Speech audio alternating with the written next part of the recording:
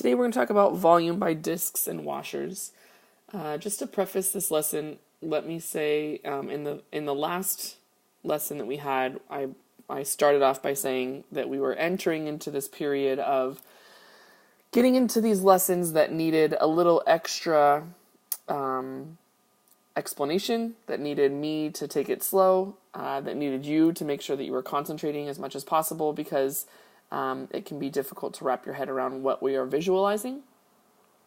Hopefully you felt success with the last lesson with the area between two curves, and I hope that you didn't feel like it was too daunting, and I hope you were able to wrap your head around the ideas we were using and the areas that we were looking for, etc., etc.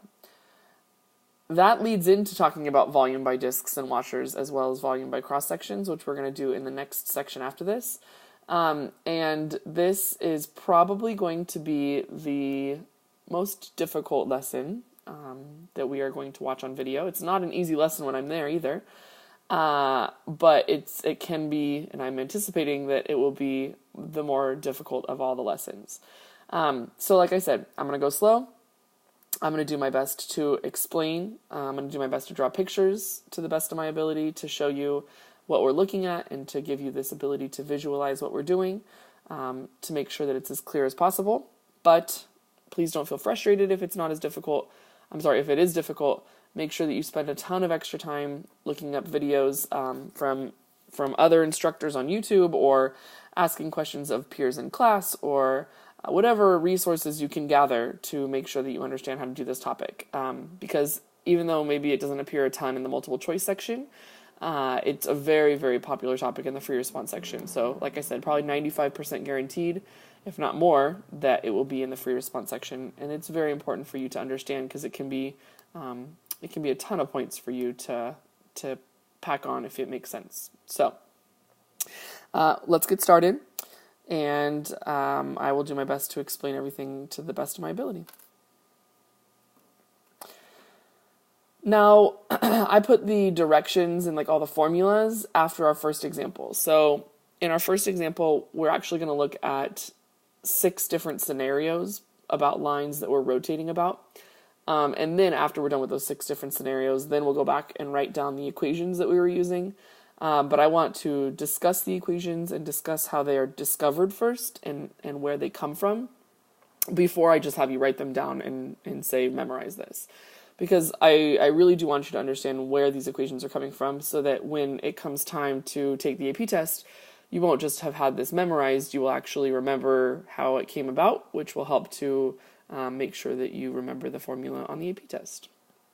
So there's that, and then also there's some steps later that we'll write down of things that it's like, if it's this, do this, if it's this, do this, etc., etc. But this first example should kind of flesh out a lot of those things and lead to good conversation about them, so that we can go forward from here. So example 1 says, find the volume of the region enclosed by y equals 2x, y equals 0, and x equals 3, that is rotated about the x-axis. So the first thing that we always want to do when these problems come about is that we want to draw them, so that we can have a really good idea of what the area is that we are rotating. So that way it should be a little bit easier to find the volume if we have a good visual of what it looks like. So let me draw these. Y equals 2x goes through the origin. Goes through the origin. It has a slope of 2, so it goes over 1, up 2. Over 1, up 2. Over 1, up 2. If I connect those points, I get a straight line to the best of my ability. It's not a perfect straight line, but you get the point. And then y equals 0 happens to be the x-axis, so it's also bound by the x-axis. Let me start highlighting some of these so you guys can visualize it. So there's y equals 2x. Y equals 0 is this line right here. And x equals 3 is this line right here. So y equals 0, x equals 3. So there's the area that I am rotating about, or that I am rotating, I should say. And the line that we're rotating it around is the x-axis. So the first thing I want you guys to do is I want you guys to take this area that we're rotating, and I want you to reflect it across the line that we're trying to rotate around. So in this case, if we are rotating about the x-axis, I just want you to take this area, this triangular area, and I want you to reflect it upside down.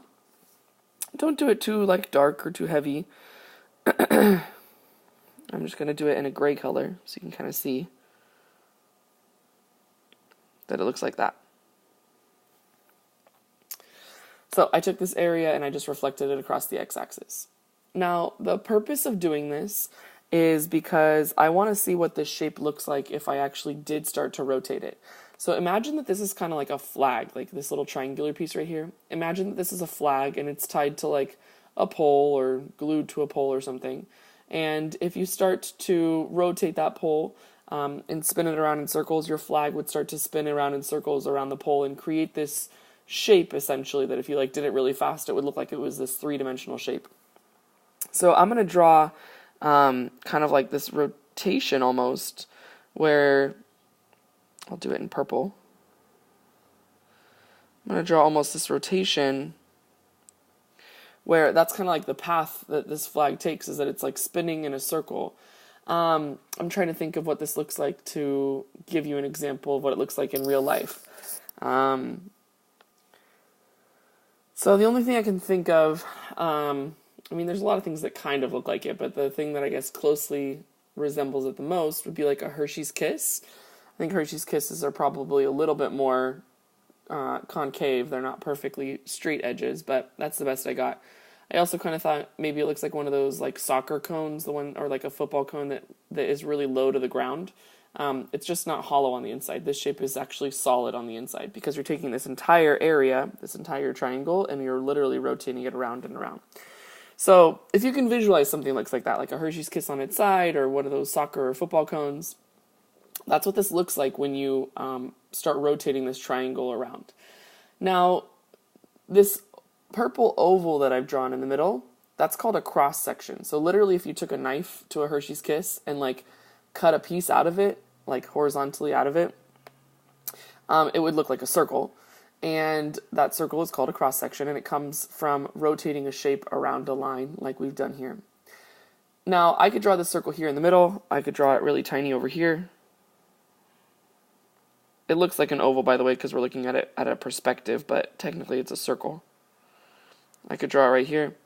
And you can see that this circle changes in width. It changes in diameter depending on where I cut it out of my Hershey's Kiss. So if I cut it out over here, it'd be a really small circle. If I cut it out in the middle, it got a little bigger. If I cut it out over here at the end, it got to be an even bigger circle.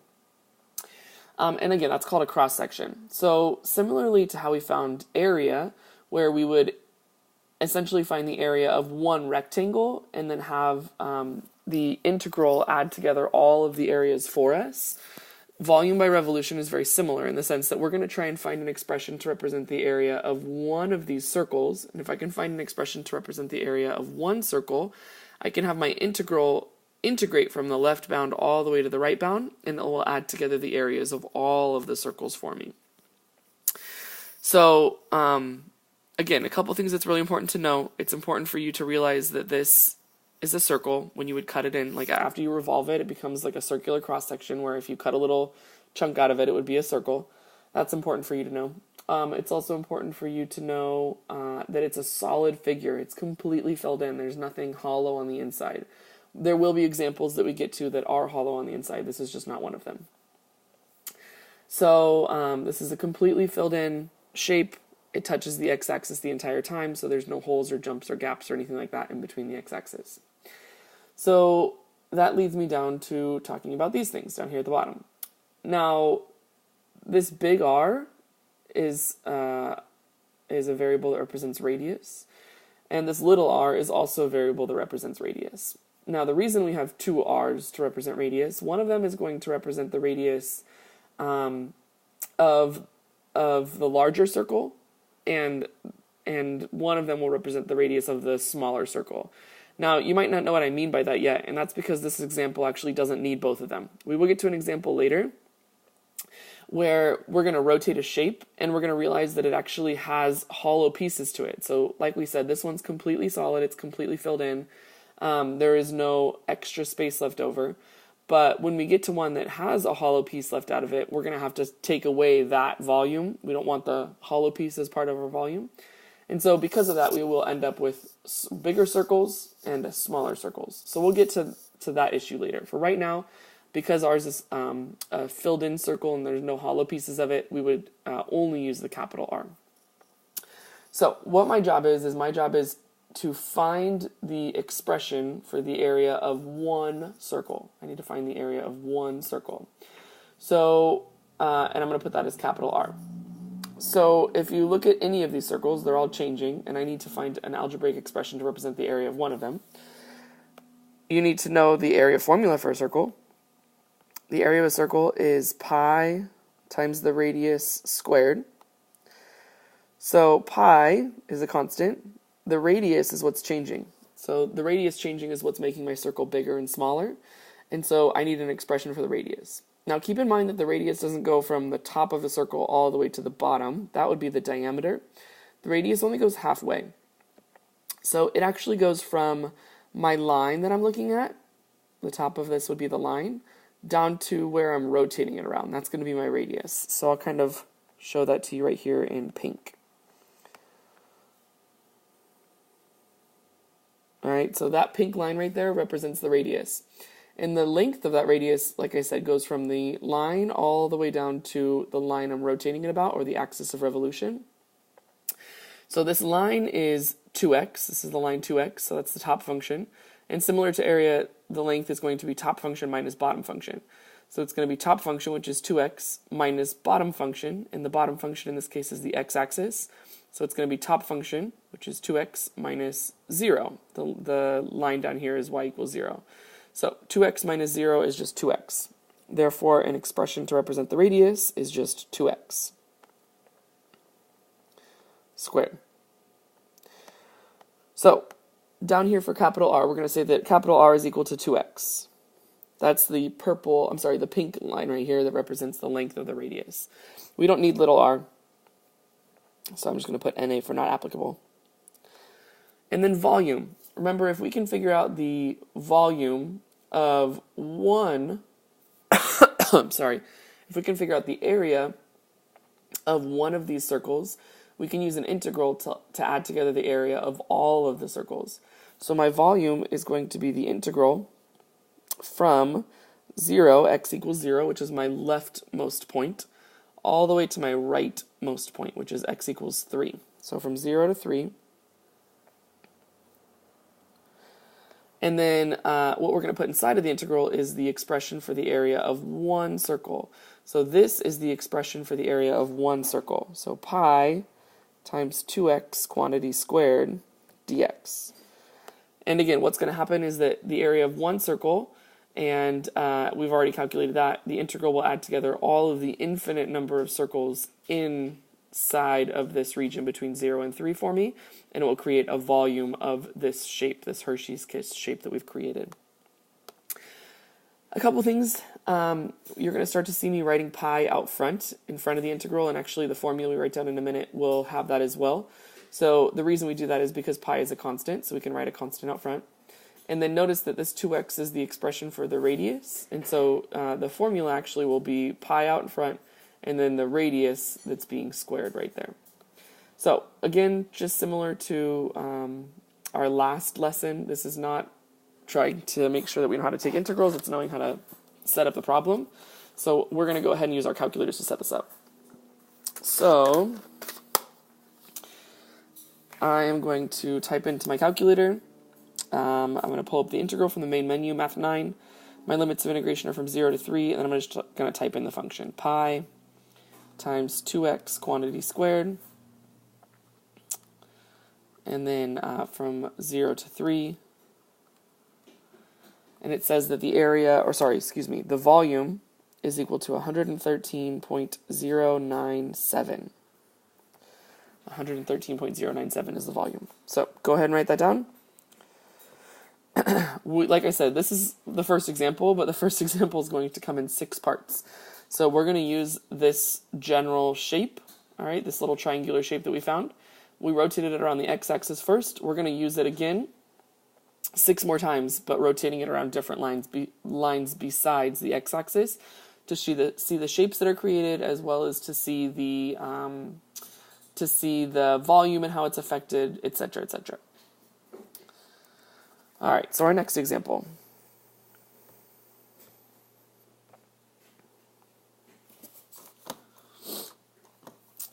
It's the same shape, y equals 2x, bound by 0 and 3. The only difference is that this one is reflected across the line, or rotated, I'm sorry, across the line y equals 6.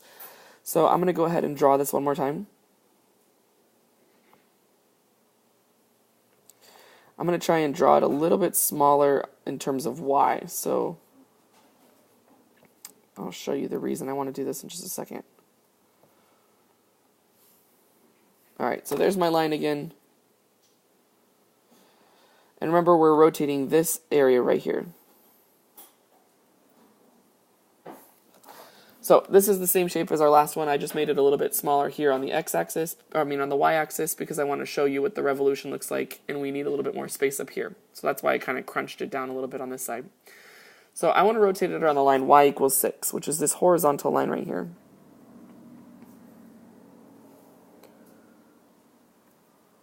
All right, so that red line that I just drew, that's the line y equals 6.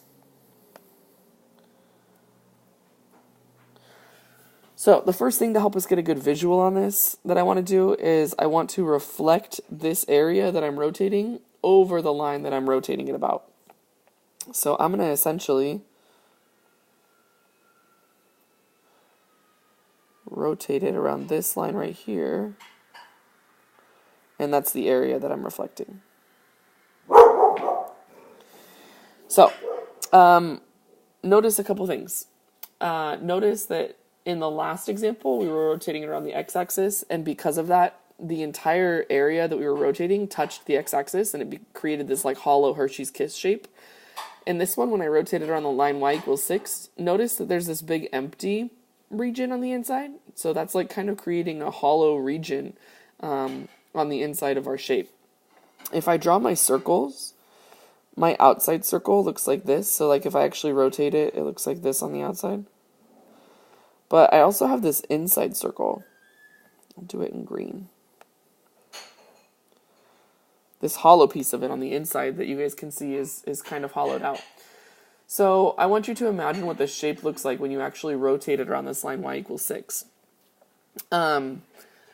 Essentially, when you're rotating it, because this outside edge is a straight line that is vertical, I mean, I'm kind of like tilting my head to the side, that's why it looks vertical to me. Because it's like this outside line that's a vertical, when you rotate it on the outside, you're going to get this cylindrical shape. And I'll show you that by drawing another circle. So let me draw another circle over here.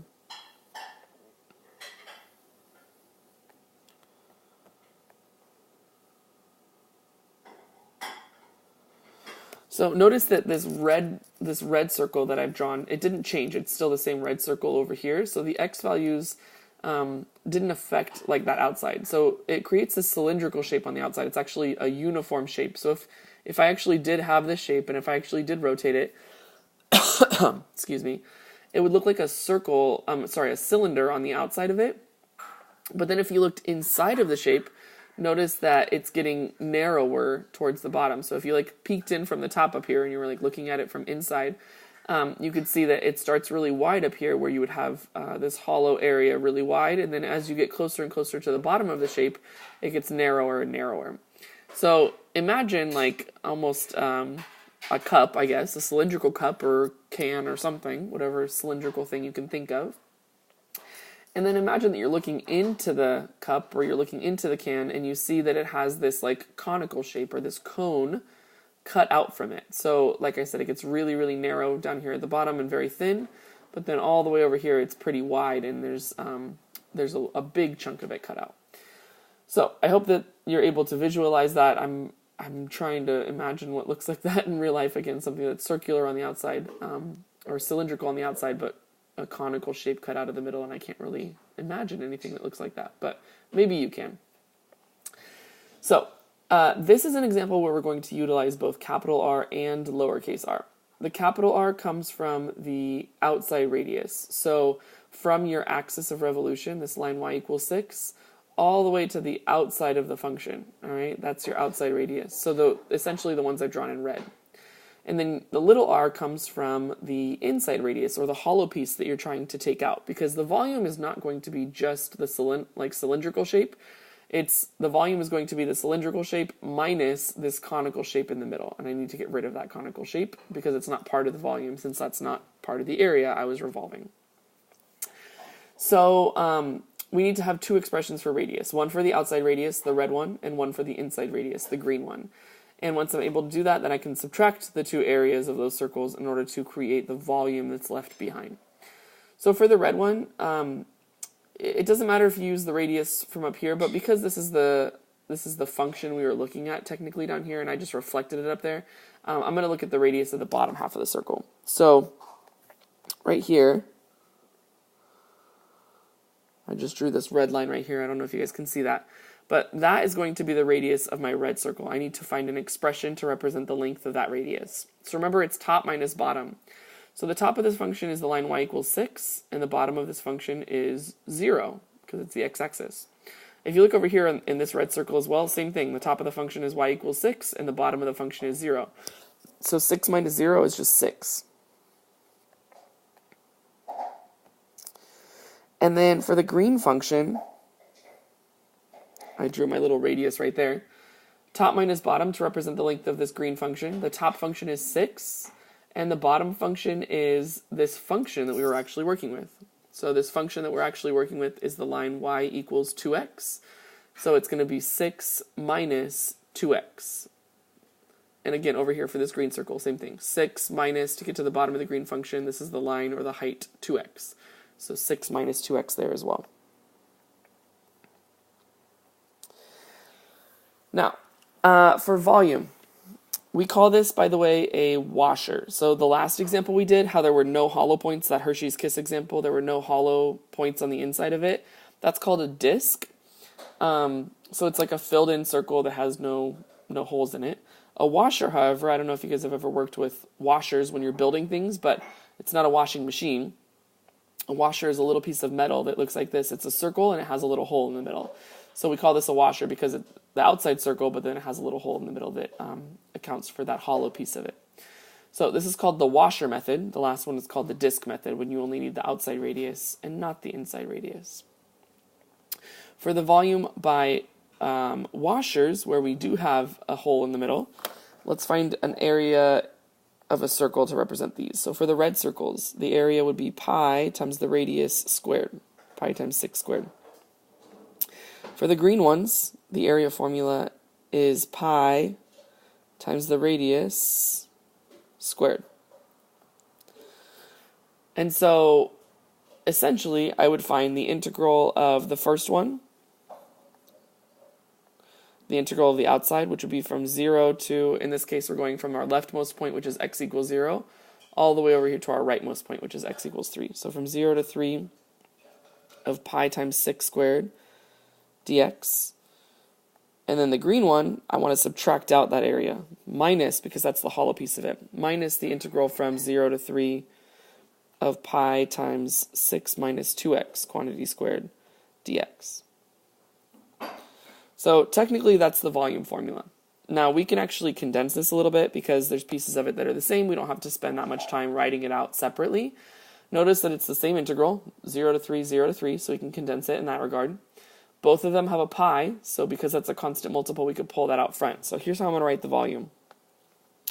I'm going to write it as pi times the integral from 0 to 3 of the first radius squared, so that's 6 squared, minus the second radius that's being squared, 6 minus 2x quantity squared, and then dx. That is going to be the formula we start to write down. It's pi times the integral from your lower bound to your upper bound of big R squared minus little r squared. And that's how we find the volume by revolution for a washer if there's a hole on the inside. All right, let's put that in our calculator. So go ahead and pause your video, put that in your calculator, and then unpause it when you're ready to check your answer.